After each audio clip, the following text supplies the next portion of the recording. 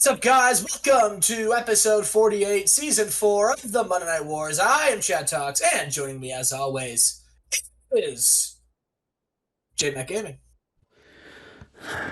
Well, I'm not in the fuck shack or the TW. What do we call it? The TW streaming house? Yeah, we are not in the. Well, I am in the TW streaming house. Justin, on the other hand, he's remote. He's at work right now. We're trying to see if we can record remote to try to break up the workload for when Justin is home. Yeah, and we're here. It's not gonna be as friendly. I gotta do a lot more editing. I gotta edit I just gotta edit shit now, and that is not what I like to do. All right, I gotta spend my time wisely, and I gotta be in a fucking truck trying to edit YouTube videos on the fucking PGA Wi-Fi. That's not gonna be great. That's not gonna look good. I don't even know where we're at. Where are we at? We're in the Madison Square Garden. My ass. We're in Madison Square Garden. Yeah, my ass. We're in fucking. I hope there's never another TW game. We're gonna be at the fucking Cajun Dome. Yeah. No, we can be in Mississippi. We have the St. Louis, Missouri. St. Louis, Missouri. No, we're gonna run the the. I've spent too much time on this already. We're gonna run the pit. We're running in the pit in Albuquerque, New Mexico, Chad. Albuquerque, New Mexico. 1 day removed from WWE Judgment Day. What a show that was, Chad. How could you forget? How could I forget Judgment Day? Yeah, name a match on that show. Judgment Day, you had Alex Wright versus PJ for the Undisputed Championship. All right, name one more. You had Chad versus China. In a First Blood match. And now. What? And now. And now what? Chad has to leave Monday Night Raw. Yeah. Chad's on SmackDown now. Well, I guess we don't know for sure, but no, that was the stipulation. I know he had to leave. It was go to SmackDown. I thought it was just leave Raw. It was a restraining order. The other one had to go to the other brand. Yeah. And then you had the big faction war between all of the leaders of the factions. You had Stevie, Jeff. You had Masawa. Why were 3 SmackDown guys on a Monday Night Raw pay-per-view? Maybe that was on one of the other shows I'm thinking, but that definitely happened. That definitely happened on the last bunch of recordings. You're losing your cool, Chad. You're losing your cool. I'm cool as a cucumber. Find it again, Chad. Find it one more time for me. Okay. Did you get it? I got my cool. What's it look like? What's my cool look like? Mine looks like Michelle. Michelle McCool. Oh, cool. All right. Mine looks like Big Daddy Cool Diesel. Who? Big Daddy Cool Diesel. That's Kevin Nash to you. Exactly. Okay, you don't say Diesel. That's WWF property. Sorry. My apologies. Yeah, bitch. All right. let's get this show on the road. All right, test. Chad. Yes. Now that we're not in the fuck shack, and now that I don't have multiple monitors where I can share screens and book TEW at the same time and be in a call and not show you the screen of booking, you get to see everything I book for Monday Night Raw for these next couple of weeks, probably this episode and next. So that allows us to go back in time, Chad, to one of our favorite segments. Chad books a pre-show match. Chad, tell me about what you did here. Yeah, so basically this is Test versus Ray Lapon, and basically this started backstage because Test was enjoying a delicious banana split, right? But the peel that was left over from the banana split, Test threw to what he thought was a trash can, but really it was on the floor. Ray Lapon slipped on it and challenged him to a match. And this is what we got here. And it was had some subpar wrestling, but Test did defeat Ray Lapon with a pump handle slam. Very interesting here, Chad. What is a pump handle slam? What is a pump handle slam? Yeah. Well, if those of you know what Becky Lynch's manhandle slam is, it's that. If you don't, you kind of contort the body to look like you're pumping the handle of a well. Twerk? Yes. Ice Spice? Ice Spice. Yes. What do you know about Maybe Ice? Is she gonna be at Starcade? She might, and she might be using a pump handle slam. Dude, I don't think she was born in 2002. She might not. Oh, I don't know. Let's move on, Chad. We got a pre-show segment here where our winner of our TNA Gold Rush tournament and the winner of last night at the pay-per-view, Orlando Jordan, he's got big news, Chad. And he's going to tell you next week on Monday Night Raw. Personally? Yeah. He's going to tell you. He won't you. be able to tell me. I'm on SmackDown now. Fuck. He won't be able to tell me personally. And another match we have Doug Basham, a man that lost at the pay-per-view one night ago, taking on a man that should have lost his job, but somehow, by the grace of God, and somehow, like JTG, keeps his job here in the WWE. It's Steve Blackman, and he loses to Doug Basham in 7:36. How do you feel about Doug Basham here, Chad? Listen, I'm always, I like Doug Basham. And he beat probably your most tenured employee in Steve Blackman, so that's a big win. He's gotta be he's like, he's finished since the beginning. I mean, how many guys do you honestly have that still from the beginning? I mean, Triple H, Blackman, Taker, Kane. Mick Foley came back, so I don't know if you count him. Nope. I'm trying to think. There might not be a lot more other than those four who were here from day one. Edge and Christian weren't. Mark Henry was, for sure. He never left. Jeff Jarrett was here from the beginning. Jeff Jarrett. Wow, that's a good poll, Chad. Kid Cash. Somehow. I guess, no, I was going to say Too Cold Scorpio, but I had him. You had him. He broke his leg, never did anything over there, and came back to me. Yep. What a run that was. What a waste of money. Rikishi's been there since the beginning. He was just the Sultan. Kishi was he in developmental at that point, or was he just straight up Sultan? I don't know. That might be it, Chad. I don't want to spend too much time thinking about JBL. Oh, yep, JBL. Yep. That might be it. I think that's it. If I think of another one, I'll think of another one. But that's pretty impressive. If you think about it. He's been able to stay employed for that long. And not do anything, really. Yeah, what has he accomplished? Nothing. What do you think Didn't you have him and what do you think is him and Mark Barrow teamed up together, right? What was their name? I don't remember what it was called. What do you think his win-loss is? Oh, I don't know. 12-49. And that's just in 1999 through 2002. We don't have the early 1997 data. So that's unfortunate. I think they were just Blackman and Marrow, because that's what they're. Yeah, that's what right there. They fought a lot on the Shotgun Saturday Night with the Brood, with Vampiro. I think I called them Black Marrow, is what I think I called them at one point. Black Marrow. I hate that. Yeah, which is why I don't think it's stuck. Has he ever won a belt? Never. Wow, what a disappointing fucker. Give Steve Blackman a belt. He's about to get a belt on. Never mind. All right. We start off Monday night. Monday Night Raw with a recap. Oh, I like how I'm holding the microphone. I can just lean back right now and I'm like talking on a podcast. That's sick. Let's start a podcast, Chad. I mean, I'm always down. I know you are. What would our podcast be called? Poop to Pro Wrestling Program. We'll workshop something. Well, what's your idea? Listen. I said we'd workshop that idea. Yeah, you asked me and I answered. I asked you, now you answer, bitch. What would I think our podcast would be called? Yeah.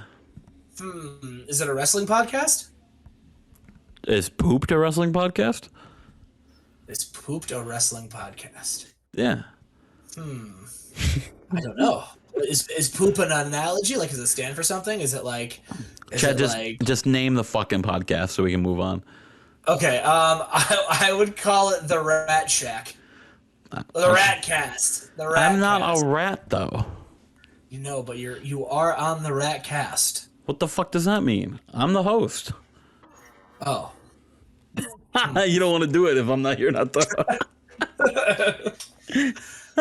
We'll workshop some titles. All right. Speaking So of far, Poop is the front runner. dude, that's crazy. Speaking of titles, Alex Wright, we saw last night defeat PJ Black after who we thought was dead, almost basically at that point. Kurt Angle. He came back. He hobbled his way down to the ring and fought off the Black McMahon Dynasty to help Alex Wright retain his WWE Championship. But basically, he unified those World Championships, Chad. And they come out. Kurt Angle, still hurt, right? Still hurt. He's in crutches. Alex Wright, look how happy he is, Chad. How he became the biggest star of the Save thanks to a TV show is beyond me. I thought that was awful timing for me, but it has worked out. And God knows after we do this show that he will sign for another one. I know it. I know after today he will sign for another one. Doesn't matter though. They're here, and they just cut a baby face promo. And you're like, oh, we did it, Kurt. We did it. I finally came back. I came back and I slayed the dragon, which in name of the Black McMahon Dynasty. I finally laid them down to rest. I gave them a piece of their own medicine. And then, Vince and crew come out and they're pissed off, Chad. I don't know why I didn't add Shane to this, but they're pissed off, Chad. They're not happy. And PJ wants his rematch tonight. And Vince, his little baby boy right here, PJ Black, he gives it to him, Chad. But Vince makes a huge stipulation. He says if Kurt Angle interferes tonight, right? Right. Alex Wright will have to relinquish the title regardless of what the outcome is. If Kurt Angle interferes in any sort of way, Alex Wright will be disqualified and PJ Black will win the WWE World Heavyweight Championship. And Kurt Angle, not happy about that. He's not happy because Kurt and Alex isn't happy about that either. And he says, "You're gonna ban Kurt Angle from interfering, but are you gonna do anything about your boys? Is it gonna be a clean fight?" And Vince McMahon just laughs, and they all leave. That pretty much signifies that there's something up their sleeves tonight, Chad. PJ Black, Alex Wright. What could it be? I don't know. We move forward. We go backstage, and Triple H, who lost his Intercontinental Championship last night in one of the greatest runs of all time, right? When we think of Bruno Sammartino, Roman Reigns, Triple H, right? The big three. The big three. The big three, Chad. The big three. I gotta take a drink. Chad, do this promo while I take a sip. Triple H is mad. He wants Sean Stasiak Sean Morley in a match because he didn't get pinned. But Dean Malenko, he says that's horseshit. He shouldn't even be in the match anyway. And then they fight for a number one contendership match tonight. But you do the promo. Okay, Triple H comes out. He's got a scowl on his face. Okay, I'm back. Okay. I gotta spice it up, Chad. We gotta keep going. We're at 14 minutes of recording already. We're 2 segments deep. So basically what happened was Triple H just says, "Sean, that's bullshit. You know it. I know it. That's bullshit. You didn't pin me. I didn't lose the belt." And Dean Malenko says, "Well, first off, he shouldn't even been in the fucking match anyway. Sean or Triple Hunter, whatever your name is." Oh, he doesn't talk like that. Dean Malenko doesn't have any emotion. He said, "Hunter, he shouldn't have even been in the match anyway. You and I both know it." Now, how about me and you get in the ring? We put our anger in against. We hate each other, right? But we hate Sean Morley more. Let's fight each other. That's a Dean Malenko program right now. I'm watching WCW still, and he can't talk. Don't put a microphone in his face. We get Lita taking on Ayako Hamada here, Chad, and Lita in our opening match defeats Hamada in 8:26. Lita got a huge win over Toshi Uematsu at Bad Blood, but Toshi reminds her that Toshi is not the lady to mess with. As she brings out her goons, Chigusa Nagayo, and they beat down Lita. And Hamada finally gets up, and she joins in the beatdown, Chad. Hamada has joined Uematsu Nagayo here in their little clique, Chad. Their little group. How do you feel about these three, Chad?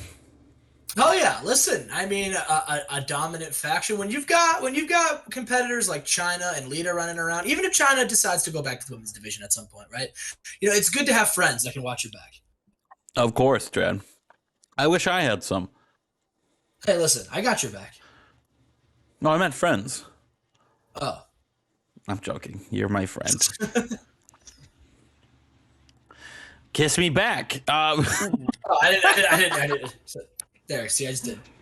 Dylan Martin and Gabriel Burton they take on Roland to Paris here tonight, and they defeat the former TNA champions in 12-12 when Burton hits Roland hard with that crunching elbow smash. Another good win for Martin and Burton. They have been on a roll for the last couple months, but when it comes down to title opportunities, they just can't seem to buy one, Chad.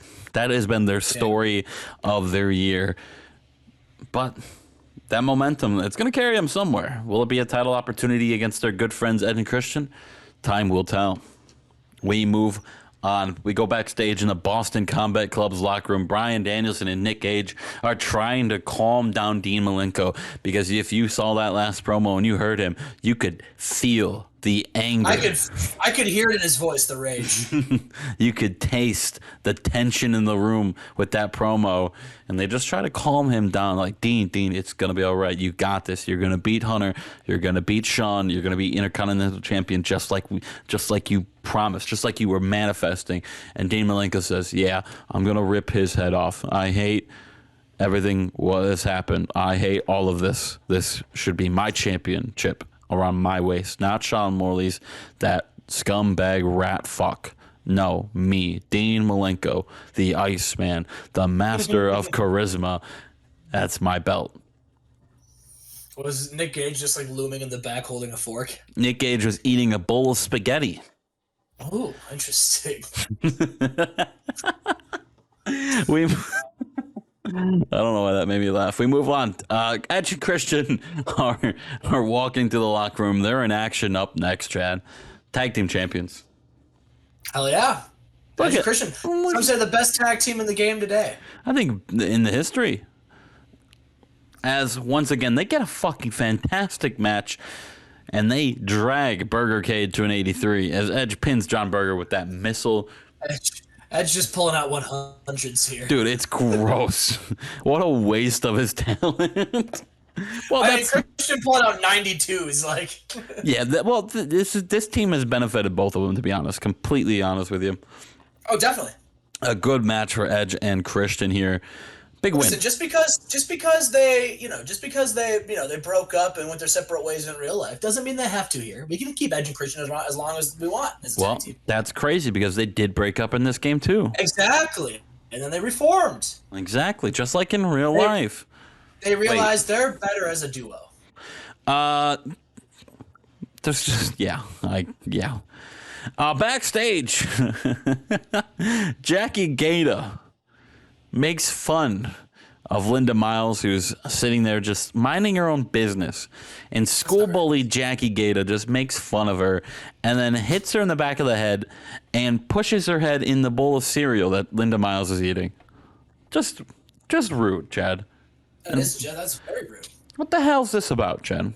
What did Linda Miles do? I don't know. What But whatever she did, Jackie Gator wasn't a fan of it. We move on.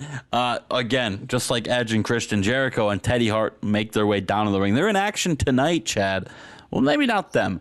Teddy Hart's in action tonight, Chad. Sorry. And he's going one-on-one in a rematch from a couple weeks ago against the self-proclaimed future of the WWE. My favorite and your favorite, Randy Orton. Randy versus Teddy Hart. That's going to bang. It banged a couple weeks ago. Can Teddy get some vengeance for his friend Chris Jericho, who took a tough loss last week or last night at Judgment Day? Randy Orton gets the job done. Flying crossbody is the finish. What the hell are we doing here? Randy Orton defeats Teddy Hart in 17:25 with a flying crossbody. I mean, we got two more matches tonight, Chad. We got Triple H and Dean Malenko and PJ Black, Alex Wright. Still to come on this Monday Night Raw. A loaded Raw. A loaded Raw. Like a loaded nacho from our sponsor of tonight, Taco Bell. Get your loaded nachos today for $9.90. Shut up. And Randy Orton says, cut the ad. Randy Orton says, once again, I stand in this ring victorious. And once again, I remind every single low-life, pathetic piece of watching out there who bought a ticket, who's sitting at home playing with their belly button and asking their wife that doesn't love them to make them some dinner. I am the future of the WWE, and there's not one person backstage, there's not one champion, there's not one anybody in that locker room back there who can beat me. And everyone starts booing because they call him pathetic, call him pieces of shit. He would have he would have done a sports promo or sports like thing like, oh, your local sports team sucks, but we're in Albuquerque. There's no sports in Albuquerque. I think he'd even say like, this is the part where I make fun of the local sports team, but you all suck so much that you don't even have one. All right, we move on. I think we go. Oh, we go to a bar in downtown Albuquerque. It's called Pringles Bar. Pringles Bar. And the best bar in Albuquerque. The best bar in Albuquerque. And Booker T and Scott Steiner, they're sharing a beer together. You know, they're having a beer. Maybe not sharing the same beer, but having a beer together. Just going down over memory lane, right? Going over their memories in WCW. Going over what they did in the Gentleman's Club on SmackDown. Going over what they did in the ring last night at Judgment Day. And I said, you know what, Booker? And this is Scott saying, I don't know. When I came over here, I was one of the most dominant guys in that other company. And yeah, I came over here and I won a belt, but what have I done the last year? What else do I have left to give to not only WWE, but to the wrestling business? And Booker T's like, hey, man, don't say that. Look at you, Scott. You're the big, bad booty daddy. You're one of the most gifted athletic freaks in all the land. You're on a bit of a cold streak, all right? It's fine. There's nothing. You saw what I've gone through in the last couple of years here in WWE. Now look at me. I'm one of the most talented and well-respected guys in the locker room. Scott, you're a former world champion or a former WCW world champion. I know that doesn't mean much in the wrestling business, but you still are a former WCW world champion. And Scott's like, yeah, you're right. Maybe I shouldn't be so down on myself. And he starts getting into the character. I'm the big bad booty daddy. He grabs his beer, he fucking chucks it across the room. He hits a dude, and Scott steals that dude's girl. He's like, I got all the freaks, all my hoochie mamas in Albuquerque, and I'm gonna go take them to the pit, and I'm gonna take them to my pit, and we're gonna get all freaky. And Booker T is pretty stoked that his friend's back in his own way, Chad. Hell yeah. We move on. In a match that should have happened at Judgment Day but didn't because Sean Morley, in a number one contender match, Triple H defeats Dean Malenko in 17-13 with a pedigree. Triple H Huge win right here. A 99, that's crazy. 99 is wild. They got like a 91 in that triple threat match. Damn, I should have just kept it. Triple H should still be champ. A huge win, and Triple H just looks in the camera and he wants Shawn so bad. He wants his championship. That thing's his baby, Chad. He's the longest reigning Intercontinental Champion of all time. Exactly, and he wants it back so bad. So bad. And now we move to our main event. It's PJ Black and Alex Wright. If Kurt Angle interferes at all, Alex Wright will be disqualified, and PJ Black will be awarded the WWE Championship. Chad, who do you got? Oh, man. You watch me book. It doesn't matter. Alex Wright, even though every member of the Black McMahon dynasty come out and try to attack Alex Wright, Alex Wright gets the job done. The finish was Psychosis trying to come in, or Mark Henry was distracting the referee. Psychosis jumps up on the other side of the apron. He's trying to give PJ Black a chair. Or no, not a chair, Chad. A ring bell. He knows a lot about ring bells. He does. And he goes to give it to PJ Black, and he accidentally hits PJ Black with it. Oh no! He said he handed it to him very hard. It was more like it threw it at him, and PJ Black is clumsy, and he fucking donked him in the head.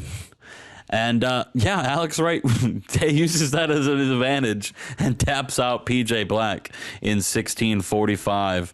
Kurt Angle comes out to the ring after the fact, and they celebrate on the ramp to end Monday Night Raw at 96. Huge. It's going to be a tough one to beat. It's not about beating it, Chad. We know this. It's about putting on good shows for the fans. Fair. And listen, we're on the road to World War III. And what a show I think we got. And I'm on the road. You are on the road. We're both on the road, Justin. We're both on the road. We'll see for Nitro. We are on the road to World War III, and speaking of road, I'm joined by the other half of, if I'm on the road, I'm a road warrior. So the other half of the other road warrior is Road Warrior Jmack. No, you're on the road right now. No, I'm your road warrior animal. I'm Mosh. We are Roadhead. We're Roadhead, baby. What do we want? Roadhead. All right. When do we want it? Pervert. No. All right, pervert. Okay, you can't. Yeah, but we should not like celebrate and push forward a crowd chant that forcibly says, "I want Roadhead now, bitch." All right, that's not good. Fair. You know what? Fair enough. But when do we want it? In 10 minutes. Something that we in 10 minutes when you're ready. But we are going to get right now, when you're Justin. comfortable. WCW Nitro. Yeah, of course, when you're ready, when you're good and ready. Take your time. All right, let's run the show. Oh, man. Oh, fuck me. Fuck me dry. We are in Hampton, Virginia for Nitro today. And Justin, why don't you go ahead and explain this pre-show match for us? Dude, this is Bobby eating the pussy. He's taking some Maselli. Bobby Eaton, he brings out brings out a big old jar of that Alabama jam, and lays her down for the 1, 2, 3. Bobby Eaton gets the job done in 804. Just like good old days, Chad. This is bringing the spark of episode 4. Just like the good old days. And we have an abysmal pre-show match with Lizzie Valentine and Cara Slice. Lizzie defeated Cara by submission. I just wanted to see what these two women could do, and I said that if they had a good match, if Lizzie Valentine had a good match, I'd put her on TV next week. She did not, though. So that's not her fault. That's fair. Her opponent was pretty terrible. She busted out a 39 with awkward chemistry. So you put an extra 10. You know what? I'll still give her a match. I'll still give her a match next week. That's like a 49 in a regular match. Like, that's not that bad. Sure. That's not that bad. Shout out Kara You heard it Slice. here first, everybody. Lizzie Valentine will be booked on Nitro next week. Who the fuck is Lizzie Valentine? I don't know. Yeah, But we start the there you show go. off. We're on set. We've got the Big Show show. He says, "Hello, Hampton, Virginia. Welcome to the biggest show in all of sports and all of professional wrestling, the Big Show show." Now, of course, I'm sure you all saw my impressive victory over Shaquille O'Neal at Halloween Havoc, thus proving why the Big Show is the most dominant athlete in the entire world of sports. And now with World War III looming, everyone's asking, who is going to be the man to win World War III? Well, everybody, I've decided to invite my guest on tonight, who is my official pick to win World War III. Ladies and gentlemen, my guest on the Big Show show, The Big Show, and everyone boos. And he's doing an interview with himself. He's like, "So, Big Show, do you think you're going to be able to eliminate everybody over the top rope?" "I do, Big Show. No one's going to be able to throw me over the top rope. I mean, look at me. I'm a giant." And as he's like talking himself up, Rob Van Dam's music hits. And Rob Van Dam says, "Listen, I don't mean to interrupt the Big Show show, but I couldn't help but overhear that you said that you are going to win World War III. Listen here, Show, all right? I know what it takes to win World War III. And had I not have gotten injured, I would have won it last year. So this year, I've got a lot of pressure on myself because I am going to win World War III. I'm going to throw anybody who gets in my way over the top rope, and I'm going to pick my shot, and I'm going to go to the main event at Starrcade to win the World Championship. And if that means I got to throw you over the top rope, Show, well, I'll do just that." And then, while that's happening, Ken Shamrock comes out. And Ken Shamrock, he says, "Hang on one second. All right, listen, I couldn't help but overhear you two, and I just wanted to say, ever since I came to Nitro, I've been in some real big matches, all right? But I got something here to prove myself, because if I win World War III, I can go on and become a world champion again too, all right? And back when I was Universal Champion, a lot of people said I didn't deserve it. A lot of people said that I wasn't a good enough champion, and that has really stayed with me. And so when I win World War III, I'm going to prove to everybody that I am deserving of being world champion. And guess what? I'm going to beat Shawn Michaels. And everyone cheers because, Shawn, boo, we hate Shawn Michaels. And then while that's happening, we get Samoa Joe and Steven Regal. They both come out together. Steven Regal says, "Hello there, sunshines. I couldn't help but hear you all talk about such rubbish in the back about how you're all going to win World War III, and that is absolutely preposterous, because Samoa Joe and myself, we've made ourselves a little duo, a working group, all right, and him and I, we have something that's huge in the Rumble, a numbers advantage. We're going to work together. We're going to take out all of you and anybody else, and then when it's just the two of us left, well, then it's every man for himself." But the fact of the matter is, it's going to be Samoa Joe versus Steven Regal at the end, and not any of you. And then finally, Devon comes out, and Devon says, "I've been trying to win a championship this whole year. The whole story has been Devon can't win the big one." And after fumbling the bag, after not winning when it counts, you start to doubt yourself.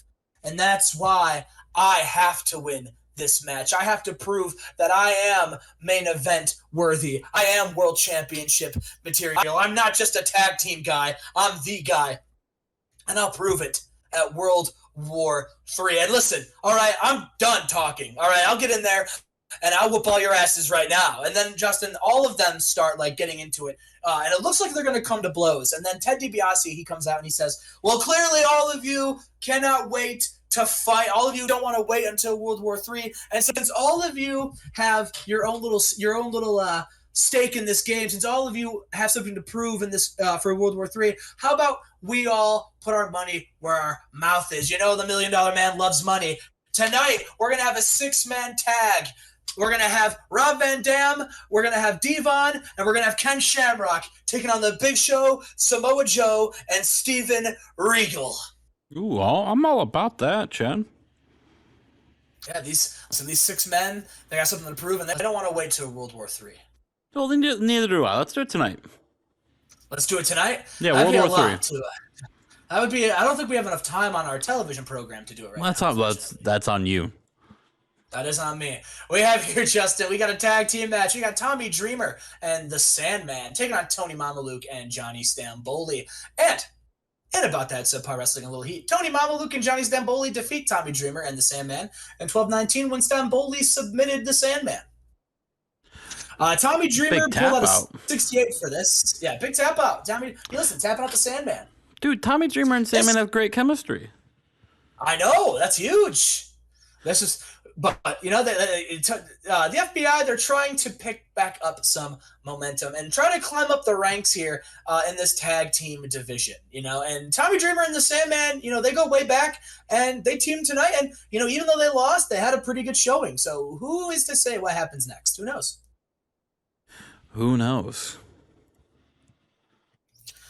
We are backstage. We've got Giant Singh and Sean O'Haire. Of course, our lovely color commentary team puts over the fact that at World War III, we get Sean O'Haire taking on Giant Singh. And the winner of that match will then go on to Starrcade to face the soul man over on the Thunder side for the Tough Enough tournament, TJ Wilson. And you know, as these people, as you know, Giant Singh and Sean O'Haire, they're staring each other down. You know, Giant Singh's mentors, Hardcore Holly and Crash Holly, are next to him, and the Wild Boys are on the other side of Sean O'Haire. And you know, they're talking trash to each other. You know, Holly says, you know, Giant Singh, I mean, look at him, he's a monster. All right, Sean O'Haire, you may have been one of the few men to get a pinfall victory over him once. All right, but this was before he found his inner giant. This is before he embraced the Holly mentality. And ever since he decided to finally listen to me, I mean, he's been on a run.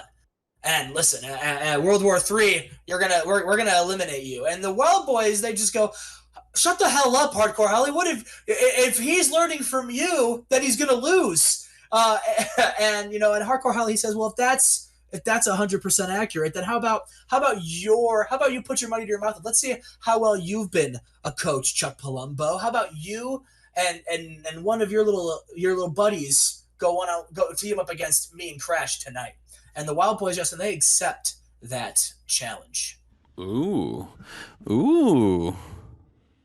Hardcore, the Hollies versus the Wild Boys tonight. I guess so. What's up next? And by tonight, it's next. And listen, I love when you do that. We're gonna book a match for later tonight. I mean, next, now. The Hollies upset the Wild Boys after Abyss comes in and attacks Ken Anderson, which of course, you know, Ken Anderson, he returned at the pay-per-view, but I mean, come on, he almost died. Like the man is not 100%, but of course, you know, he's going to back his buddy Chuck up in a fight. Of course he's going to. But alas, Abyss was able to get the interference, and the Hollies, and for a big win, first win in a while, but a big win tonight against the champions. Yeah, that's a huge win. I mean, this is their first win on Nitro and Thunder, and not a pre-show, like on the main card, in all of 2002. 11 months without a win here for the Holly brothers. And at least Hardcore. Crash may have got a singles win, but Hardcore Holly has not won a match on Nitro or Thunder in 11 months. I didn't even go back to 2001. I don't know how long this streak goes. Well, listen, he has a big win tonight against the Wild Boys. Exactly. It may have come with the Abyss help, but he did get a win. At the end of the day, you look at the record book. A win's a win. Exactly, a win's a win. And even though they haven't won a lot, they do have a win over the champions. And speaking of champions, Shawn Michaels comes out with his championship belt, and he says, "Ladies and gentlemen of Hampton, Virginia, show your world champion Shawn Michaels the love and appreciation that I deserve." And everyone boos him. And he says, "No, don't be mad at me because all of your favorite wrestlers come down this ring to try to step up to the world champion only to go home crying to their mamas. I've been on an absolute run since winning this championship. I've beaten everybody there is to beat and have reminded everybody that I am the man. All right, I am the best champion this company has ever seen, and I'm the best champion in the history of Nitro. I mean, I've beaten everybody. There's no one left." And who's left? Shane Helms was your hero. He came here in the trade. I might just super kick him back to Thunder. And as that happens, Shane Helms, he comes down to the ring and he says, "Shawn, like it or not, you did defeat me. You beat me at the pay-per-view. But Shawn Michaels, this isn't done between us because you see, I know that I have what it takes to beat you. And even though I took you to your limit and even had you beaten a couple times, you still don't respect me. And so, Shawn, I've come tonight to make you an offer. I want to go one more time, 1-1, you versus me for that championship." And Shawn Michaels, he says, "Shane, there's no way you're going to get this championship. I don't know what to tell you. You didn't win, and that's on you. And you know, I don't know who I'm challenging next for the belt. Maybe I'll just take World War III off. Maybe I'll just sit back, watch World War III, and scout. Hell, maybe I'll compete in World War III, win that, and then take Starrcade off. Who knows what I'll do, but I will not be wrestling you." And Shane says, "Well, what if I make it interesting, Shawn?" And Shawn Michaels, he stops in his tracks and he says, "And what's that?" And he says, "Wrestle me tonight. You and me, 1-on-1. If I win, I go 1-on-1 against you, and I pick the stipulation. But if you win, Shawn, if you win, then I'll go back to the end of the line. I give up my contendership. I'll never challenge for the World Heavyweight Championship again as long as you hold it. What do you say? If you're as good as you say you are, then you'll accept, you'll defeat me, and be on your way." And Shawn Michaels, he looks at Shane Helms and he says, "After I beat you tonight, I'm going to send a message to the next guy in the back who wants to step up to take on the champ. And remind them about how bad of a mistake that is. Shane, I'll see you tonight, kid." So we have Shawn Michaels versus Shane Helms, Justin. Big stakes tonight. Ooh. Wonder what the stipulation would be for either wrestler if they would win. Let's find out. Who knows? We'll have to find out. And Justin, we've got the U.S. champion in the ring, and he is taking on Low Key, and in an extremely short match, Big Daddy V defeated Low Key in 420 with a big splash. Why the fuck did you laugh at that? He was blazing through his opponents in 420, Justin. Yeah, 420. Blaze it, boys. Blaze it, boys. A very low-key beatdown against Low Key tonight. But Justin, after the match, Paul Heyman has a microphone. Oh, no. That's right. And he says, "Ladies and gentlemen, my name is Paul Heyman, but of course, you already knew that, just like you already knew that my client, Big Daddy V, is your reigning, defending United States champion after ending Chris Benoit's historic championship reign. And we haven't seen Chris Benoit since. All right, everybody keeps saying, what's Big Daddy V going to do when Benoit comes back? And let me tell you what my client's going to do. It won't matter, because by the time Chris Benoit comes back, if he comes back, Big Daddy V is going to be on to better things, grander things. He is officially declaring for the World War III match. And after he single-handedly throws every single man in the match over the top rope, he's going to go on to challenge either Shawn Michaels or The Rock. And who knows which one of those champs my true champion will face. But one thing's for sure. Big Daddy V will destroy them, just like he's destroyed Chris Benoit and any other man who gets in my client's way. And ladies and gentlemen, that is not a prediction. That is a spoiler.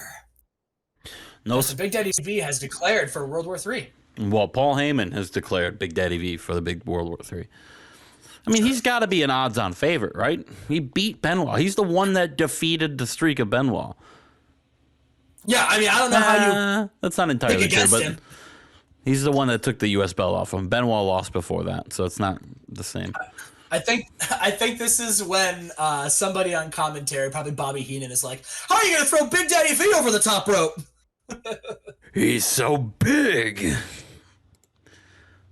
Oop, did I not? But yeah, Big Daddy V, he's officially in the World War III match. And Justin, we've got here another tag team match. You know, Rob Van Dam, him and Mikey Whipwreck, you know, they're friends backstage. But Rob Van Dam, he's a busy guy. And so Mikey Whipwreck, you know, he wanted to rematch Canyon and Fit Finlay, but he needed a tag team partner. And you know, Perry Saturn was backstage, and he says, you know what, Mikey, I appreciate, you know, I think you've really been surprising people lately, and I hate Canyon. So you know what? I'll team with you tonight.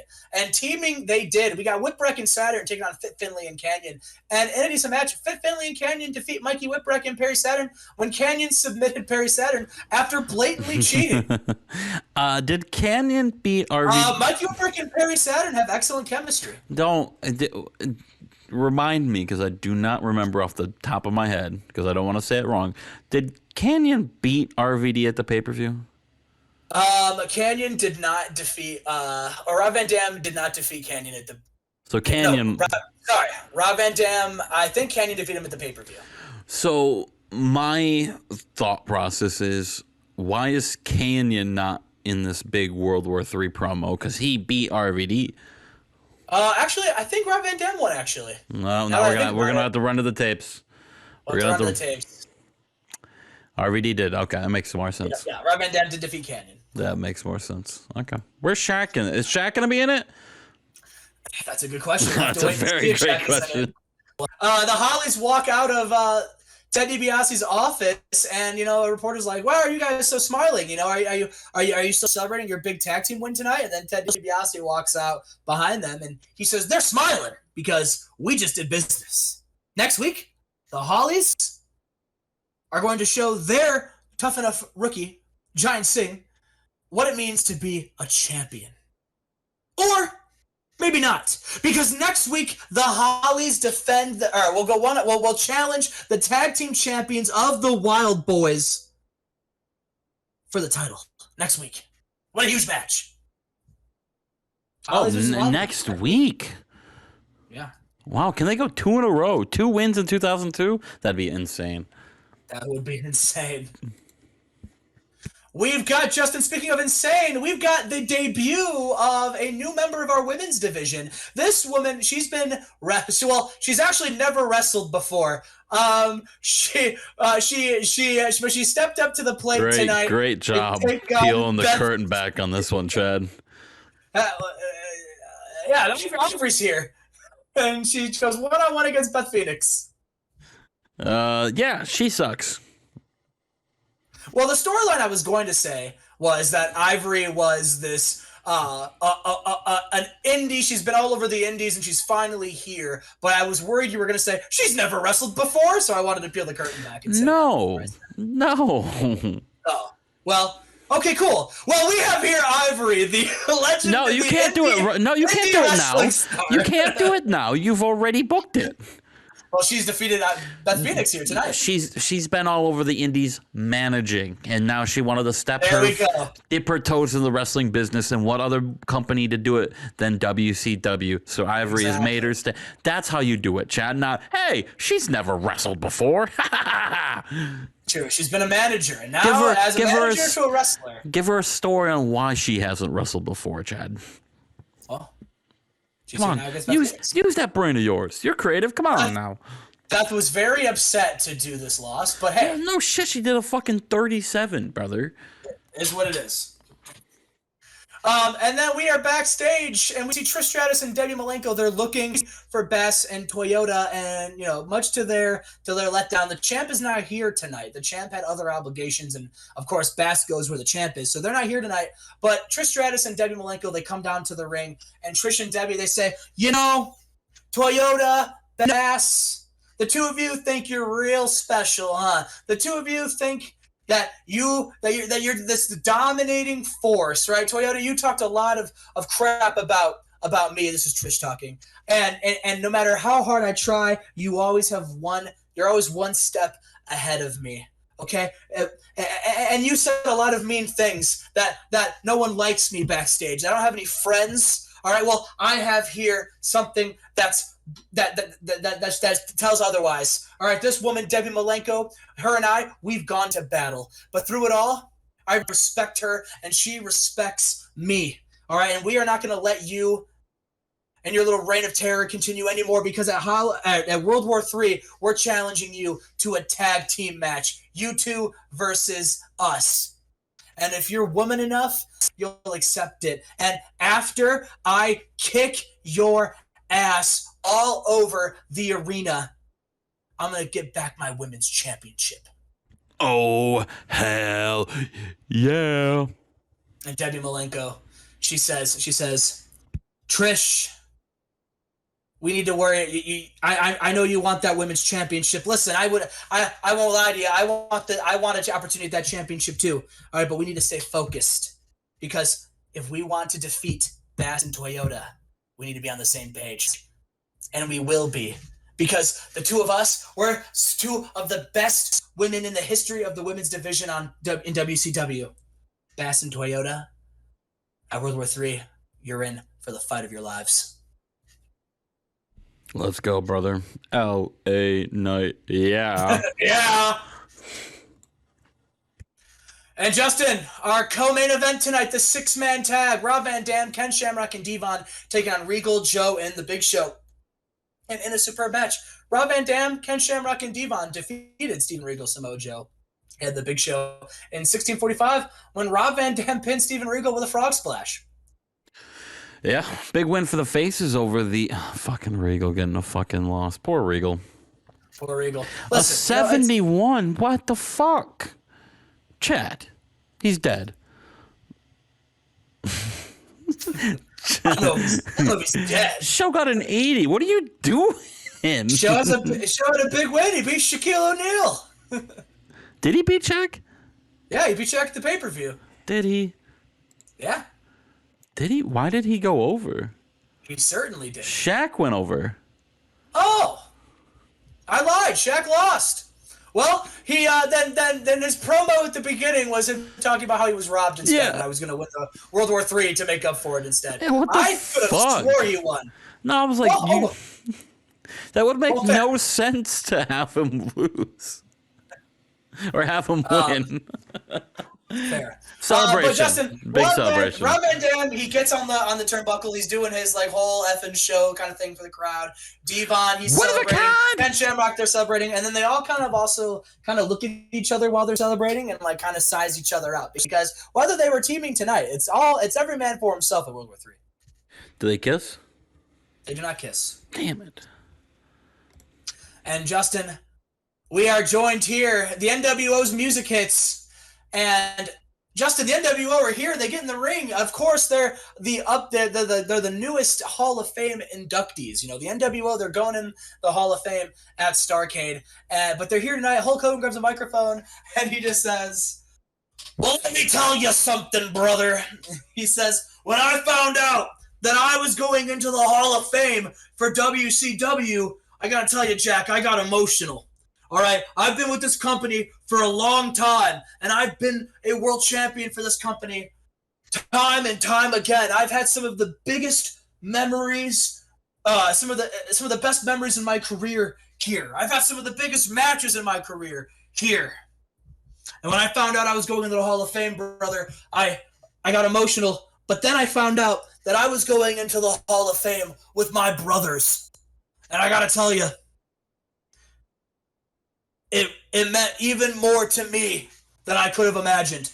These two guys, Scott Hall and Kevin Nash and myself, we went on and we formed the biggest, most influential group in the history of professional wrestling, brother. I think back at all of our classic matches and moments together, fighting alongside you two, brother, and I gotta tell you, it's been unbelievable. And he goes for a too sweet. Nash and Hall, they too sweet each other. Nash says, Hulkster, you know, you're correct. We are the measuring sticks of what it means to be successful in WCW. Hulk Hogan, a multiple-time world champion, an absolute legend, the face of this company.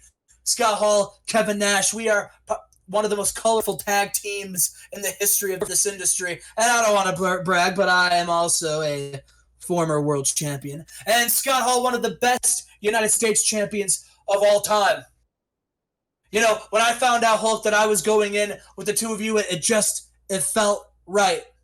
You know, and you know, we may not have had, we've had a lot of, recently we've had some lows, but the lows that we've faced recently do not outweigh the highs. I love you guys. And Scott Hall, you know, he says, you know, I love you guys. And listen, you know, there's nobody that I would have rather have done this with. And at at a Starrcade, when we go into the Hall of Fame, I'm gonna too sweet my brothers one last time, and we're gonna too sweet everyone in the arena, and we're all gonna have an NWO style party. And the crowd, you know, they start cheering and chanting, you know, you deserve it, chants over and over again. And Hulk Hogan, he says, but you know, brother, it made me think, what if we got one more run in us? And everyone starts cheering because I don't want to see these three go. And Hulk Hogan, he says, Kevin Nash, Scott Hall, we may be going into the Hall of Fame, brother, but nothing is going to stop the NWO for running wild on each and every single person one last time. Now, what you going to do, brother, when the NWO run wild on you? And Nash and Hall, you know, they look at each other. And Nash and Hall, they go, "What? You want one more run, Hulk? You want one more run? We're in." And they all too sweet each other, Justin, as the crowd celebrates. The NWO, they're future Hall of Famers, but they're not done yet. Oh, fuck. Hurry it up. Goddamn Nitro taking fucking 3.5 days, Tread. It's not that long. It's only 30 minutes. Isn't that how long they usually go? No. Next segment. They're setting up for the main event. We got Shane Helms, who looks incredibly focused.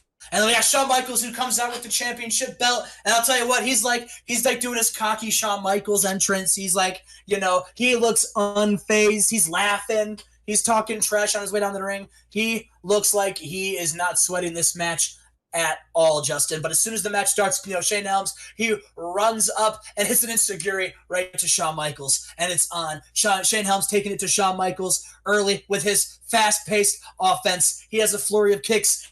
He runs off the rope. He jumps, does a standing moonsault while running to hit Shawn Michaels for an early lead. The crowd is losing it. Shane Helms, he's not letting up. You know, he rose after the moonsault. He runs to the top rope, and you know he hits another moonsault. Shawn Michaels, you know, he's hurt early. Shane Helms goes for the pin. 1, 2. Shawn Michaels kicks out. You know, Shawn Michaels eventually, you know, the fight spews to the outside. Shane Helms, he's punching Shawn Michaels, who's leaned against the ring steps, and as he's going for another punch, Shawn rolls out of the way, and Shane Helms punches the ring steps.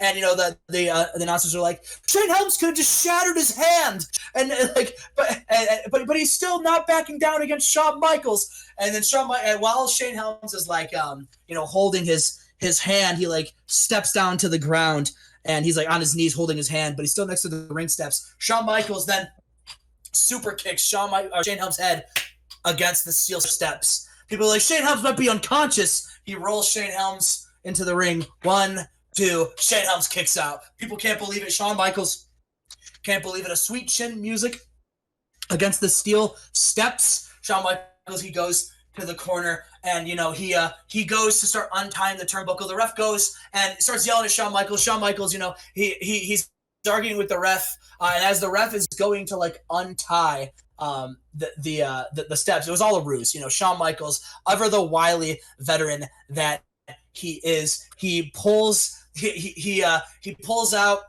quickly pulls out from his pocket. He's got those shoes that got those thumbtacks inside of them, and he quickly throws it on his foot while the ref is trying to tie the turnbuckle back on. And Shane Helms gets up and he's going for the sweet chin music with the spiky ring steps, or with the spiky shoes. But Shane Helms rolls out of the way once again, and Shawn Michaels, he kicks the other turnbuckle, and the tacks get stuck in the turnbuckle, and he can't move. And the crowd's like, "Well, look at Shawn Michaels, he tried to cheat," and then Shane Helms just starts wailing on him while he can't move, right? And he's able to eventually pick up some momentum. Shawn Michaels finally gets his foot out from the turnbuckle just in time to run into Shane Helms, who hits him with a Shining Wizard out of nowhere. 1, 2, 3. Or a vertebreaker. And Shane Helms hits a vertebreaker and is able to get a huge win against Shawn Michaels. Shawn Michaels, he took this lightly, and I think it cost him. Shane Helms proving he can indeed defeat Shawn Michaels. Shawn Michaels is losing it. He can't understand it. He's pissed. Shane Helms, he grabs a microphone and he says, "Shawn, I think I know what my stipulation's going to be. You see, you pride yourself on being a hardcore legend, right? You wanted to try to super kick me in the head with those little thumbtack shoes, Shawn Michaels. You want to get hardcore? We can get hardcore. At World War III, it's going to be you versus me in a hardcore match." 93. Give it 93. And 93. 35 minutes. Chad, you know I'm running on fucking borrowed time right now. It's okay. We'll go through Thunder. Thunder will be quick. Don't do that. We'll see you for Friday Night SmackDown. And that's right, everybody. Who is ready to layeth the SmackDown tonight on this episode of SmackDown? I cannot wait. And Justin, what do you got planned for us today? Dude, I have...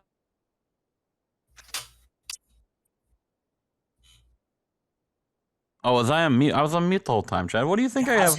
I was gonna say, I was like, I didn't want to interrupt you, but I was like, I can't hear anything you're saying. What do you think I got planned for you tonight? I don't know. Guess. I think you're wrong. I think Chad's gonna win the world championship tonight. All right, Chad. Tell me about this. What made you book this? Yeah, I just, I was looking around and I thought, what's El Samurai been up to lately? And I said, he's going to fight King Ikea tonight. Oh, yeah? And who wins? El Samurai defeats him with a samurai bomb. Hell yeah, let's go. The samurai bomb. I did that one time. Oh. Yes. All right, and my match was Chris Harris defeating David Arquette. Chris Harris. What's so funny? Good for David Arquette stepping in the ring. Just picked a random name, and with a 50. Got a 50. Good for him. Chris Harris got a 60 though. I need to look at something real quick, Chad. All right, I need to look at this. Okay, I've looked at it enough. Right? Okay. Cool. Let's get into it. We start off Friday Night SmackDown, Chad, with The Undertaker. He wakes up. Well, he doesn't wake up, right? We saw last week he's still in the deep, dark depths of hell. Damn. Kane's little playground with the devil's favorite demon, Kana. That's a sick name. With the devil's favorite diva. Demon, not diva. Oh, sorry. That's Lizzie Valentine. After the Demon Saw her in Playboy, and so that's my favorite diva. Chad, why don't you laugh at my jokes anymore? I laughed. I didn't hear you. Oh, I laughed. I listened to one of our old episodes, and you were so into it, and now it just feels like you don't care. Oh, well. I care. Maybe you should start crying. I can't. Oh, well, here, I'll take over for you. Okay. He runs and runs. He runs. He wakes up. He's still got those faces of Kane and Kana circling He away doesn't from have his motorcycle, so he has to run. And he just tries to run and run. And last week he saw the exit, right? And the door closed, and Kane and Kana just kind of burned him alive or put him in a circle of fire. And but Kane, the Undertaker knows Kane. He's his brother. He knows Kane's not the brightest tool in the shed. And he sees the exit sign, right? Right. He knows it's a trap door. And he does something, Chad. We'll have to find out later what he does. We start off Friday Night SmackDown, though, with John Cena and Ric Flair thugging and profiling. What? Thugging and profiling. Yeah. Wheeling dealing. Son of a gun. They take on the Faces of Fear tonight, Chad, to open the show. And John Cena and Ric Flair get the job done in 7:44 when John Cena pins the Barbarian with a spin-up powerbomb. How do you feel about this new team of John Cena and Ric Flair? I like it. It's like the past and the future. Yeah, Ric Flair's taking him under his wing. And John Cena, could learn a little thing or two about respect in the business, and who better to learn it from than the 13-time world champion Ric Flair, the nature boy, who I was gonna ask when you were doing your Shawn Michael promo at some point. It sounded a lot like Ric Flair in the beginning. I was like, this motherfucker. We move on. I don't know. You're cutting in and out, so none of what you just said. Oh, well, that's not good. I was doing a Ric Flair impression. Well, don't do it. Fair enough. No fair impression. The three heads of the families. I'm calling them the families the three heads of the stables everyone. All like 10 men of these like three teams combined are continuously fighting after last week's big brawl. And Eric Bischoff has had enough, Chad. He's had enough. And he rushes the Cleveland's finest, the police department, all the security in the arena tonight. Everyone is out there to break up this big fight. And Eric Bischoff not happy about how his locker room backstage area has turned into turmoil and chaos because all 10 of these men clearly don't like each other. And I don't have enough room in the promos to put them all in, so I'm just putting these three. So get over it, Chad. That's fair. Get over it, all right? Get over it. I'm over it. Get over it. We move forward, Chad. Backstage, we got Johnny Storm and C.W. Anderson C.W. Anderson's had a huge month last month. Johnny Storm really by his side the whole time, and they talked about their future last week. And tonight, both of them have big single matches, and including Johnny Storm, who has maybe one of the bigger matches on the card, is Johnny Storm has a chance to become the new #1 contender for the light heavyweight championship as he takes on Chris Sabin and a opponent that I have already forgotten who I put in place. Drago, sorry, I put someone else's name and I realized I can tell you who doesn't win.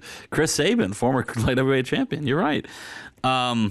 And C.W. Anderson's in a match later on tonight, but this is a big match for Johnny Storm, and C.W. Anderson tells him like you were behind me last week, you were behind me for the last month, telling me like this is it, like this is our future, like we're not just a tag team anymore, we're friends, we're brothers, and there is something to this run, there is something to our singles push, and this is just the beginning. For you, Johnny, like this is the key. This is the ticket to the future right here, and Johnny Storm's hyped up. He's in that matchup next, Chad, and Johnny Storm wins. Hell yeah, Johnny Storm. He's a fucking unimportant guy. I hate this game. He defeats Chris Sabin and Drago in 10:27 when Drago gets tapped out by Johnny Storm. Wow, that's a big match. That's a big match right there. Oh, forgot I deleted the segment right before this. Latin Lover and Mystico are here tonight, Chad. After that bastard Mystico turned on Chavo Guerrero in Mexico City last night. It was a despicable act by this. I don't have the words for it, Chad. I don't have the names for what I would call. Jim Ross would be, oh, that son of a bitch.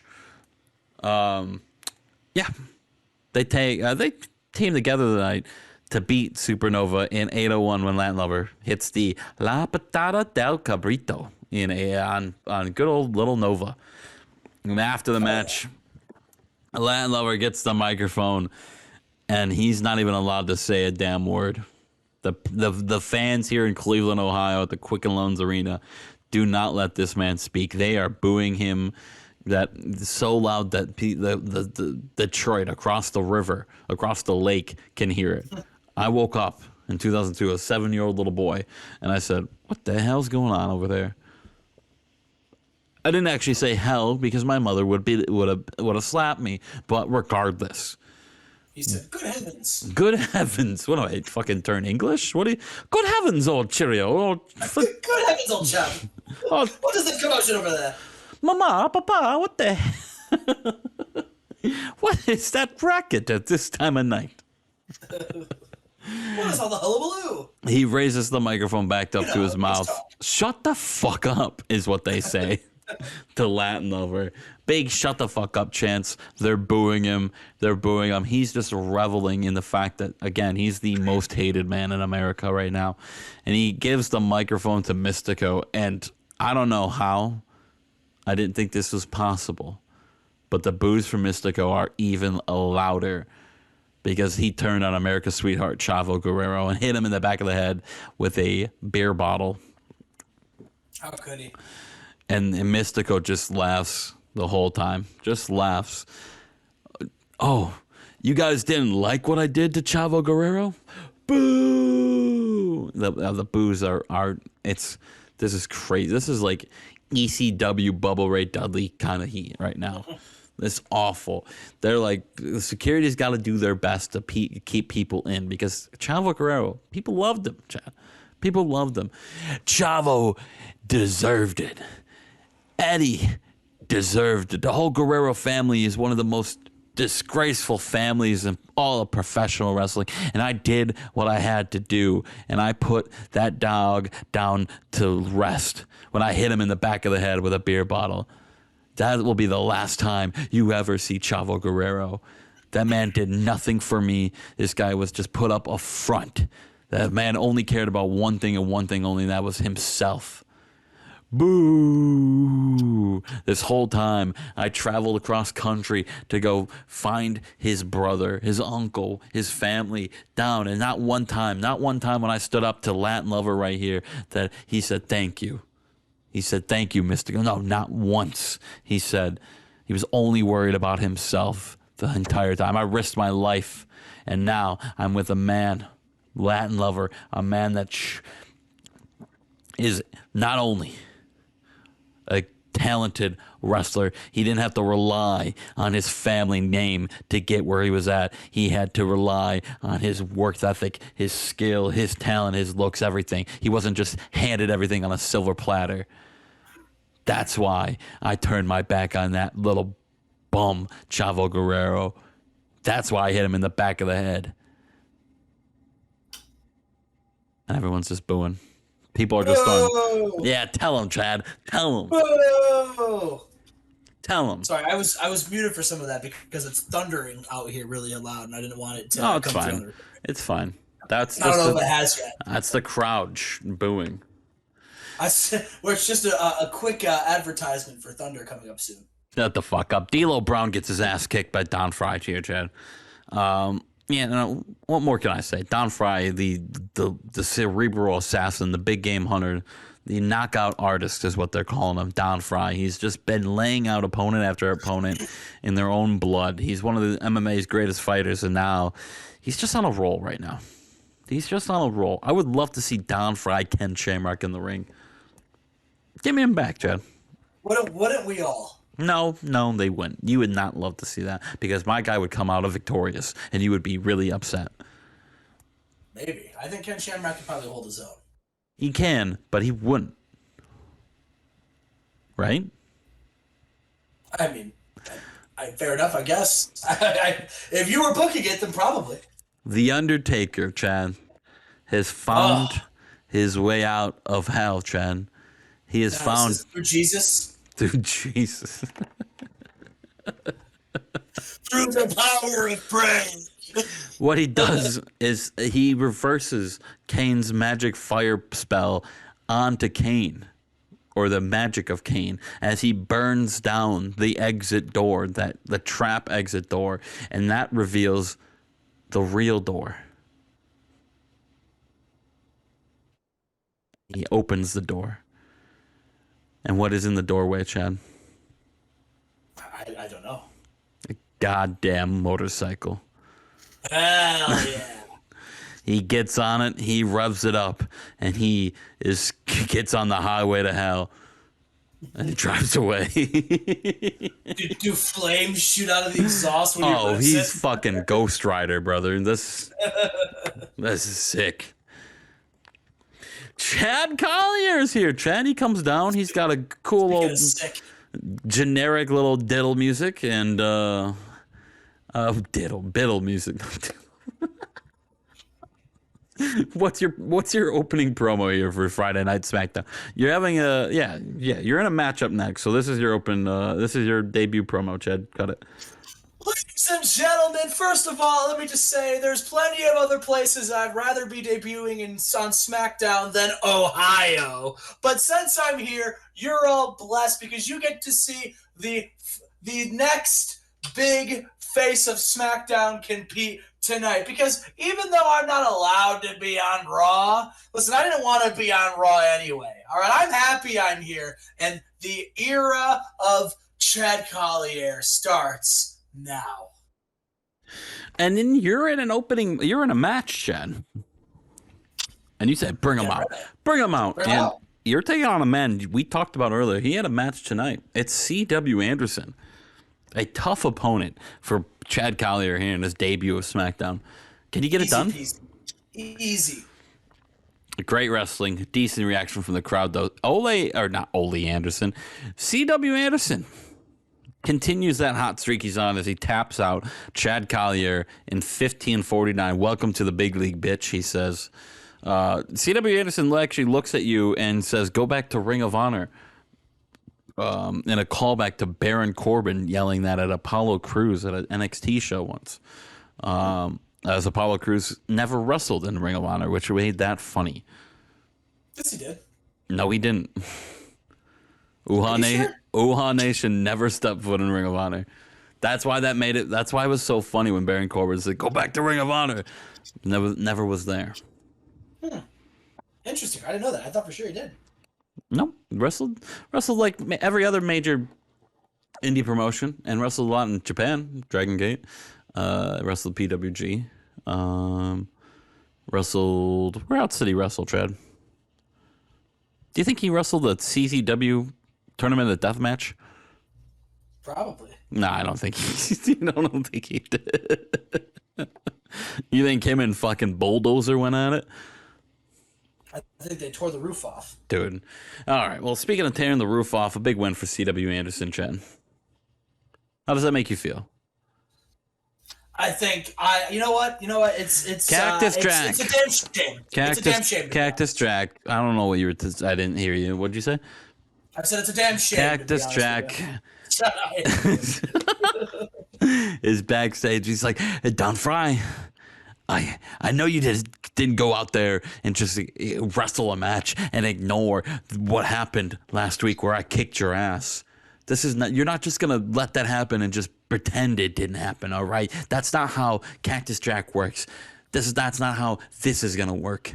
All right, you've made my life hell the last couple months, and couple months. You've made me bleed all over the Pittsburgh Steelers logo in Heinz Field. But next week, I'm gonna make your life in hell when you're locked inside a cage with me. I want you in a steel cage match, Don Fry. Next week, Friday Night SmackDown. Bang bang. Cactus Jack calls out Don Fry. Steel cage? Don't look at Hell in a Cell. I meant to make steel cage. That's okay. Okay. Does that lead us to our main event? I don't know. I think it leads us to our main. Oh, it does not. We have Kid Cash versus Rene Dupree. Kid Cash. Kid Cash defeats Rene Dupree with a pile driver here. A big win for Funk Boy member Kid Cash. They've had a weird night where they've now Shannon Moore now has to defend his light heavyweight championship against Johnny Storm. We haven't really seen a lot out of Kid Cash and crew tonight, but Kid Cash gets the job done in 16:26. I don't know if I booked the promo before this. I don't know. Fuck, let's get into it. Oh, yeah, I did. Okay. Kane, Chad. Kane and Kana make their way down to the ring. Kane, this whole time, thinks he's got The Undertaker under wraps, that he's still stuck in his personal hell. And he's coming down to the ring, Chad. He's taking on a man who's on a bit of a roll as of late, though. It's Kane and Tajiri in our main event here on Friday Night SmackDown. Kane versus Tajiri in the main. Let's go. And a hell of a match, Chad. A hell of a match, which ended with Kane going for the choke slam, and the lights turn off. And Taker's laugh fills the arena, and the motorcycle. And Kane's like, oh, what the fuck is that? Kana doesn't know what the hell's going on. And then in the darkness, you see The Undertaker's a motorcycle drive through the ramp, comes down to the ring. And Tajiri will defeat Kane in 1746 with a brainbuster following some interference and distractions from The Undertaker. Big win for Tajiri. And Tajiri's life. And Kane and Taker just start brawling all over the arena, Chad. Wow. They just start brawling all over the arena. And that's how we end Friday Night SmackDown. And we fade to black. And then we go to a first person view of Chavo Guerrero waking up. You can see his, like, you know how like video games are when you're first person, you're like in that character's view. Yeah, for sure. Yeah. And he's waking up.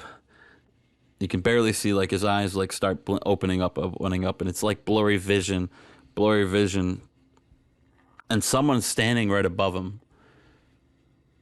And he's like, and he finally gets to, and he's like, you're back. And that's how we end Friday Night SmackDown 88. Yeah, when we have fucking Tajiri and Kane main event. The main event, yeah.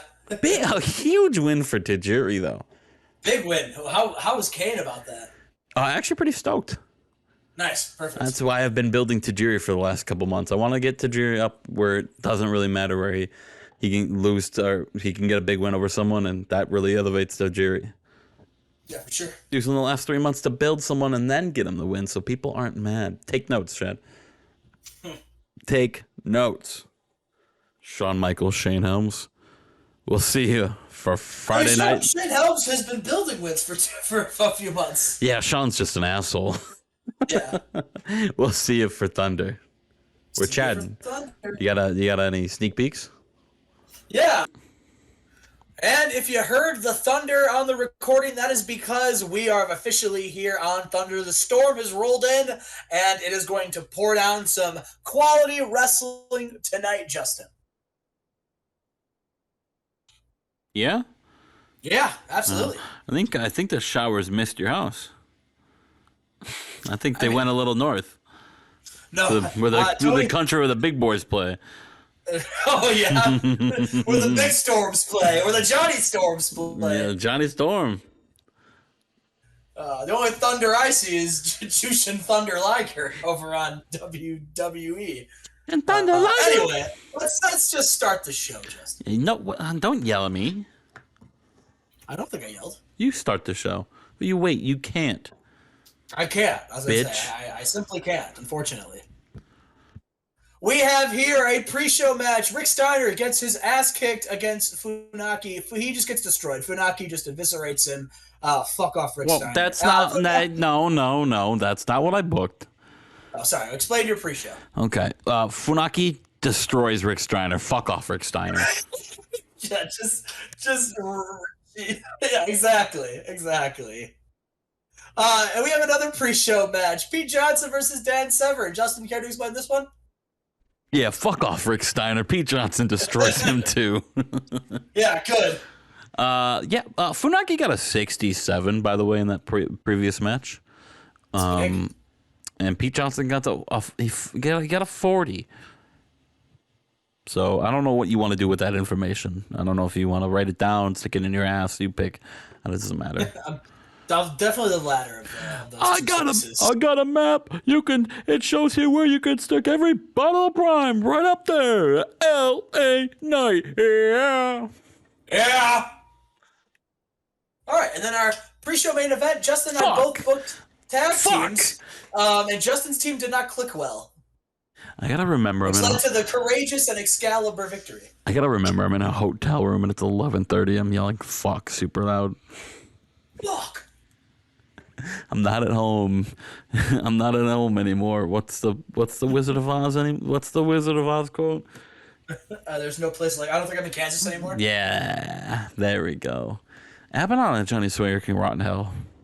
That's the new gimmick. We book a tag team and they fight. That's the real Monday Night War now. You win this week, Chad, but I'll get you next week. Fair enough. We start the show off. AJ Styles, he comes down to the ring and he says, "Last night, I had The Rock right where I wanted him. I was about to become a two-time Universal Champion, but of course, Billy Kidman got involved, and he cost me the match. And now I've come out here tonight because I want to invite The Rock out. I've got something I want to say." And then The Rock comes out, and AJ says, "Rock, if it wasn't for that interference, I would have had you beat. You know it, and I know it. And now listen, Rock, if you are the man that you say you are and that I think you are, if you're the champion that I think you are, then you'll have no problem accepting my challenge because I want another opportunity, one-on-one, no limitless, no Billy Kidman, no excuses. You versus me, one-on-one at World War III." And The Rock, Justin, to keep it short and simple, The Rock says, "AJ, The Rock understands what you had to say. The Rock agrees that Billy Kidman and his candy ass got involved. And if Kidman gets involved again, I'll take my boot and I'll shove it right up his candy ass in front of everyone here tonight. AJ Styles, you want to go one-on-one against The Rock at World War III? You're on." So it is made official. AJ versus The Rock at World War III, Justin. Damn, I wonder if Ray, Hoovy, and Super Crazy are pissed off about it. Why does Styles get it? I mean, Styles did get interrupted by or interfered with Kidman, but that changes the match for everyone, not just Styles, you know? True. A valid point. I'd be upset if I were one of them. Like, why do they get it? I don't even remember. Who got pinned in that? What did the game say? Or what did you decide? Who got pinned, technically? Was it AJ? I believe it was AJ after he was screwed out of the match, correct, yes. Especially after he got pinned. Oh, he only got pinned because he was... Because he almost had him beaten. Yes, but he didn't. That's fair. If I was Super Crazy, I would not be happy. If you were Super Crazy, you'd be super pissed. And Justin, we start our show off with our first match of the night. Jimmy Yang taking on the Cruiserweight Champion, Matt Hardy. Now, of course, Matt Hardy, he intentionally got counted out when he ran away at the pay-per-view against Taz. We have a lot of fighting champions here on WCW. Matt Hardy. Dude, all of your champions are fighting champions. Except for Matt Hardy, who ran away. Which is a fucking breath of fresh air. Yeah. So Matt Hardy, he Yeah. does defeat Jimmy Yang, and he's got his championship. And as he's about to gloat about his big win, Taz's music hits, and Matt Hardy looks terrified. What And is what Taz, is what is Taz's music? it's whatever his music is in real life. Doesn't he have that like the beep, beep, Yep. beep, beep, and then yeah. So that's you hear the flatlining. Taz comes out and he says, "Matt Hardy, you took the coward way when you ran away from me. You're nothing more than a little bitch." Now, Matt, ever since I came to this cruiserweight division, I put it on notice, and you ran away, but you can't run forever. All right? Taz will find you, and Taz will kill you, and I will take that championship home. And it's only a matter of time. Yes, boy. Dude, shout out Pretty Deadly. Shout out Pretty Deadly. That's that promo, and it gets to 75. Justin, I'm glad you asked about how Juventud and Ray are feeling. Because listen, Limitless is in the ring. Ray, Juventud, and Super Crazy. And and Ray says, when I came to the arena tonight, I firmly expected that AJ was going to try to challenge The Rock. I mean, AJ's our friend, and we do feel bad for him. And I don't want to speak for Hoovy, but I will say on behalf of myself, I'll be rooting for AJ Styles, my friend. However, I hope AJ and The Rock are prepared because there's a big opportunity at that pay-per-view, the World War III match. And I know some guys on Nitro, they were talking about it, about how they wanted to win. But I'm telling everybody here tonight, Rey Mysterio is going to win World War III. And after I defeat every single man in World War III, AJ, the last time you and I went one-on-one, I defeated you, and I can't think of a better way to win my another world championship than running it back one more time, my friend. And then Hoovy comes, and Hoovy, who's right there already, he says, Ray, listen, I know that you're hell-bent on challenging AJ Styles, but unfortunately for you, and I say this with all the love in my heart, brother, you know that, but you're not going to be able to do that because I'm going to win World War III. And I'll tell you what, AJ, I love you, kid, but I have unfinished business with The Rock. So, as much as I love AJ Styles, I'm not going to lie to you, Ray, there is a part of me that kind of hopes that The Rock retains so that I can beat The Rock at Starrcade and get that Universal Championship. And Juventud, or Super Crazy, he says, you're both super crazy if you think that I'm just going to sit back here and let you both talk about World War III and not put my own hat in the race, because I have something to prove, and I'm going to prove it at World War III. And then, Justin, basically, the Hearts come out and they go, oh, Brett, I don't know about you, man, but, I see 1, 2, 3 men in that ring. How many championships do they have? And Brett's like, I can't see any. And Owen's like, right, unlike us, who are the reigning defending tag team champion, we might as well call ourselves the world's greatest tag team because we defeated them, took their belts, embarrassed them, and proved why we are the best tag team in the world. But Brett, I'm not satisfied, and I know you're not satisfied, because we want more. We want to win World War III, and we want to get a world championship back into the hands of the Hearts. Suzuki comes out, but before Suzuki can say anything, Bobby Roode just runs in from the back and attacks him from behind, and they start fighting, and they just brawl all the way to the back. They don't even say anything, Justin. These two men still want to fight, and while it looked like that was going to be the end of it, but then you see a thing pop up on the Titantron, and it says Sting on it, but the S is a $, and Sting comes out with the $1 Million Championship, and he says, hello, everybody, I couldn't help but over here, you all talking about World War III. Well, everybody, I am the $1 Million Man, Sting. And basically, this championship allows me to buy into any match I want. And while it's nice to have that, what's going to be even better is when I win World War III, I go on to face The Rock or AJ Styles to win the Universal Championship, and then I walk back down that ramp later on in the night, buy in, win the World Championship, and become the undisputed champion of WCW. And and Ray's like, well, Sting, that's not going to happen because I'm going to win. And then, all of them start arguing. Roddy Piper's not, couldn't fit him in, Justin, but Roddy Piper decides, last week on Nitro, they had a 6-man tag, but we're not going to do that because that's too easy. However, you are all going to compete tonight. In fact, I think, let's have Bobby Roode, he wants to, he has this blood feud with Suzuki, but he's going to go one-on-one against, and Roddy Piper's looking around and he says, the $1 million icon himself, Sting. That's going to be later on tonight. In fact, that match is going to be next. He says, but we're not done yet because I see Owen and Brett, a tag team, looking to mix it up and prove they're the best tag team and send a message to World War III. And I look over here and I see two men who at one point held the Thunder and the Cruiserweight Tag Team Championships in Super Crazy and Juventud. So tonight, you guys are going to go one-on-one. And that leaves now just Suzuki and Ray.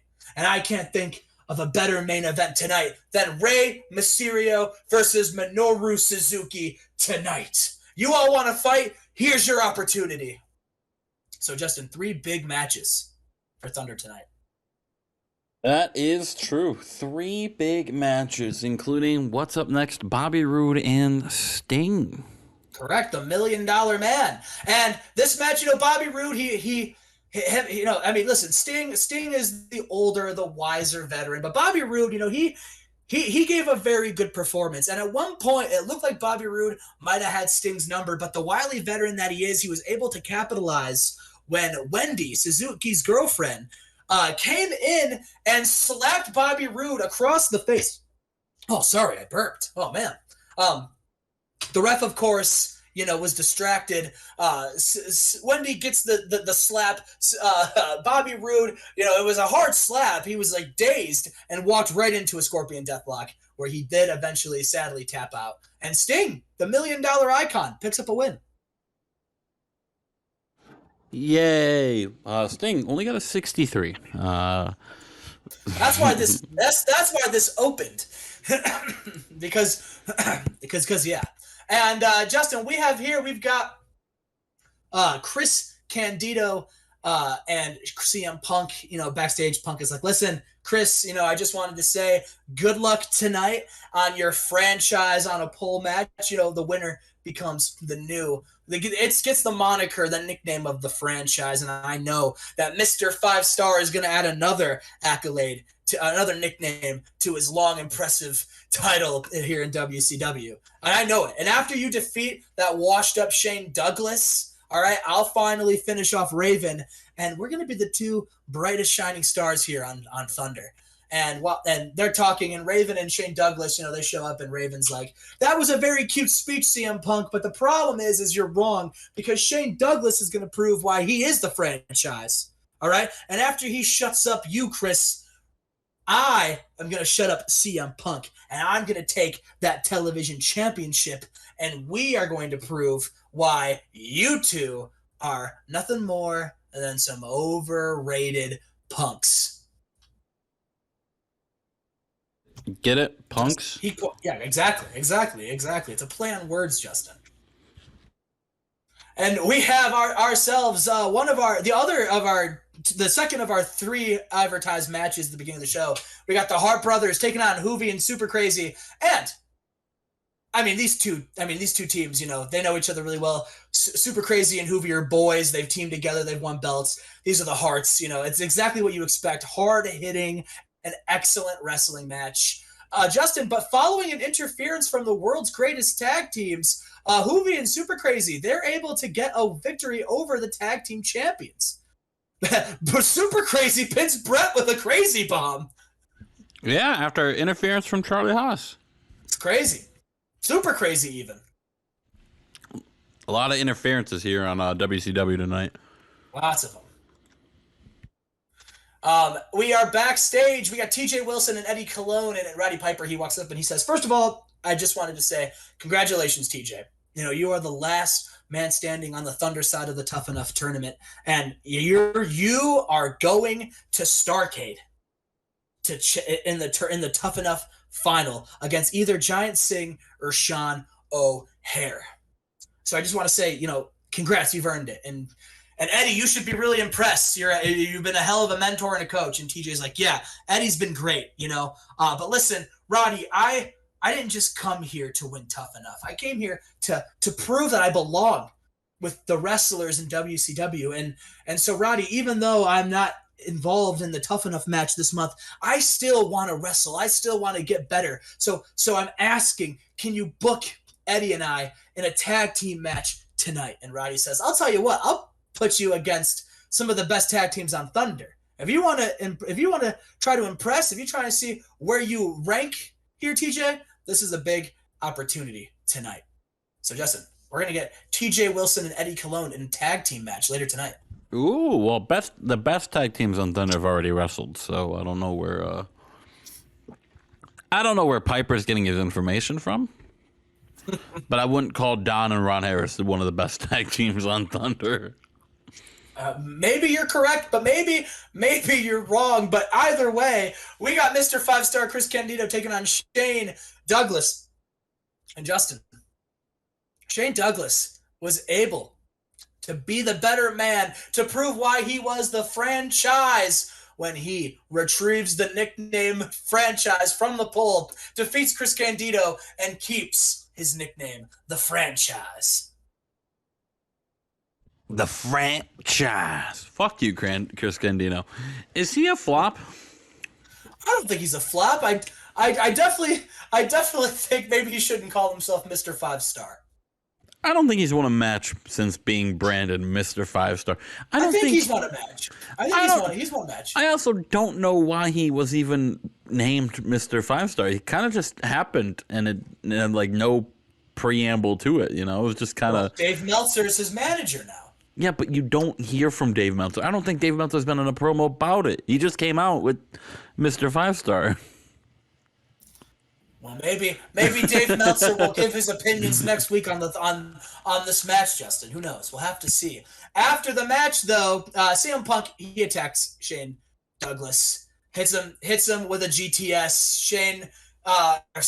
Chris Candido standing over him. Raven shows up from the backstage, and he is willing to try to fight them off. The numbers game getting too much, though. But Justin, Roddy Piper comes out, and he says, listen, all right, I'm making a match right here because it seems like you four just constantly get in each other's businesses. So how about this? How about at World War III, the four of you are going to be in a four-way match for CM Punk's television championship. CM Punk is livid, Justin. I'm livid too. Where's Christian York? Hashtag justice for York. But Justin, what did I say? We've got the tag team. What did I fucking say, match. Chad? Truth or Chairs, the Quick City Kingpins, the Harris Twins, Eddie Colon and TJ Wilson. Listen, this bout, it had little heat, but decent wrestling. Truth or Chairs defeated the Quick City Kingpins, the Harris Twins, and Eddie Colon and TJ Wilson. TJ Wilson had a good showing, but of course he is still a rookie, and these are all established wrestlers. Whether or not whether or not they win a lot or not, they can still go over a rookie, and we proved it here tonight when Truth or Chairs are able to pick up the win tonight. And Justin, with World's Greatest Tag Team being dethroned here, a good opportunity for some of these teams to pick up some victories and get in the title hunt against the Hearts. Yes. Crazy that the Harris Twins were the final elimination here. Crazy indeed. I know you'll never push them, but I think they should be. Who knows? After that match, AJ Styles is backstage, and Bubba Ray walks up to him, and he says, "So you can just get championship matches now by just walking up and asking The Rock? If I would have known it was going to be that easy, I would have just gotten in The Rock's face and everyone would have done it, Bubba. Myself." Everyone, Lash LaRue would have. AJ's like, "Do you have a point to this, Bubba?" And Bubba said, "Yeah, I do have a point. All right, AJ, I'm sick of you. I'm sick of you, and I'm sick of Ray, and I'm sick of Hoovy. All right, this is my show here. All right, and The Rock may have beaten me already, but it was a fluke. You know what? And I'm willing to prove it. How about next week, AJ, Mr. Number One Contender? You go 1-on-1 against me, and AJ's like, "You're on. I'll see you next week." Sets up Bubba versus AJ next week, Justin. Mm-hmm. But our main event, we've got Rey Mysterio versus Minoru Suzuki. And Justin, and about that sensational wrestling great heat, Suzuki, he's one of the best. You know, pound for pound, he's one of he's hard hitting, he's violent, he's a multiple time former champion. You know, he is one of the best, but on this day, he wasn't the best because that belonged to Rey Mysterio, who picked up the big win against Minoru Suzuki with a springboard hurricanrana. And after the match, Justin, Rey Mysterio, he's in the ring and he just points to the Starcade sign, sending a big message to the other competitors in World War III. Unbelievable. A tie. A tie. Still not a win, though. Still not a win. Still not a win. Well, a tie nonetheless, and we have established a lot of the groundwork for World War III this year, Justin. Have you? I mean, we've set up at least 2 world title matches. Yeah. Crazy.